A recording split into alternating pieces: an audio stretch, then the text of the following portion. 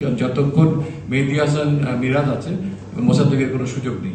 আপনার কথার সরাসরি উত্তর দিতে চাই। আপনি আপনার সাংবাদিকতার আলোকে মনে করছেন যে মোসাদ্দেক হোসেন এই মুহূর্তে জাতীয় দলে খেলা উচিত।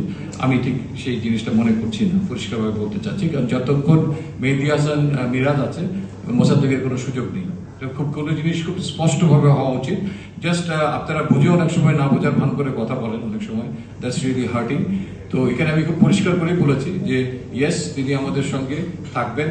এই মুহূর্তে হয়তো কেউ ব্যাকআপ হিসেবে আছে, বাট তিনি যদি অপরচুনিটি পান তিনি সামনে চলে আসতে পারেন, সেটার জন্য তো দরজা খোলাই আছে। But somebody has to prove.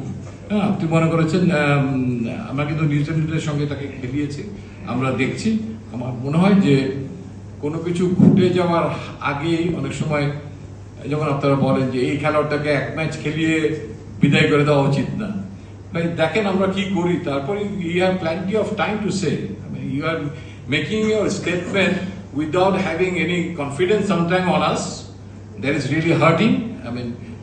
এই ক্রিকেট নেশন যারা এগিয়ে যাচ্ছে তাদের সবকিছুতেই এগোতে হবে, সমালোচনা অবশ্যই করতে হবে, কাউকে ছাড় দিয়ে দেওয়া উচিত না। বাট আমার কাছে কিছু কিছু মনে হয় যে আগাম অনেকেই, সবাই না, অনেকেই বলে ফেলেন